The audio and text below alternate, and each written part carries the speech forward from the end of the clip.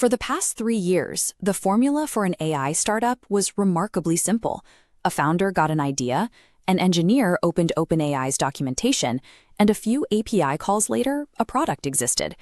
This accessibility allowed small teams to deploy sophisticated intelligence that once required billion-dollar research labs, all without ever needing a single internal machine learning expert.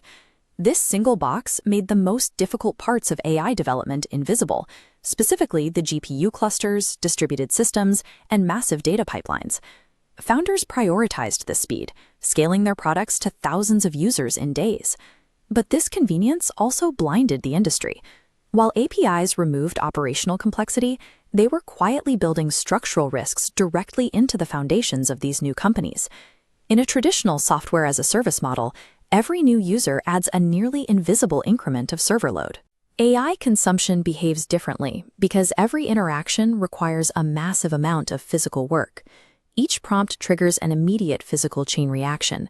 Memory is allocated, processing units fire, and electrical power surges through the hardware.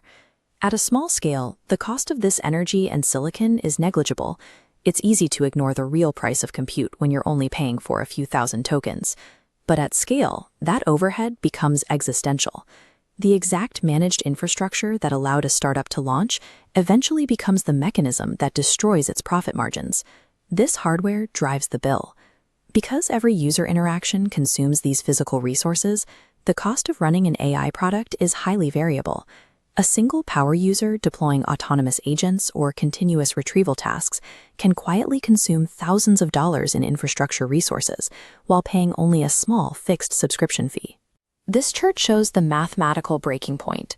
While subscription revenue grows linearly, the cost of compute scales exponentially with user activity. This is the API trap. It's the moment infrastructure costs permanently eclipse revenue, turning growth into a liability. This creates a dangerous paradox for founders. The faster the product grows, the more rapidly it destroys the financial health of the business.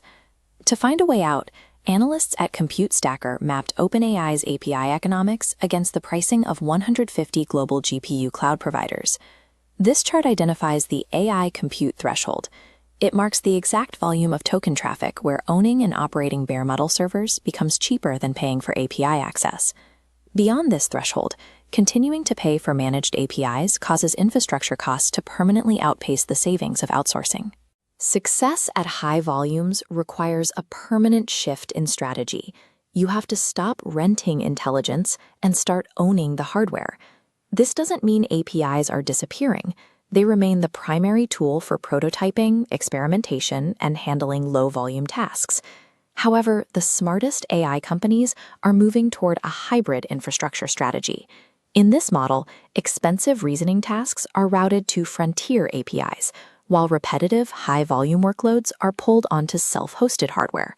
This architecture restores margin control to the company by moving the bulk of their compute costs from variable API fees to predictable operational expenses. Escaping the API trap means accepting a new reality. If you want to scale, you have to physically deploy and manage your own hardware. AI is abandoning its origins as a pure software industry to become a heavy infrastructure industry.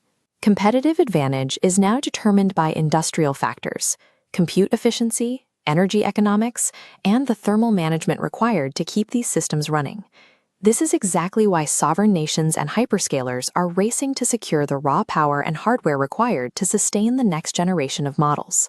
Success in the next era of artificial intelligence depends on a team's ability to master and control their own physical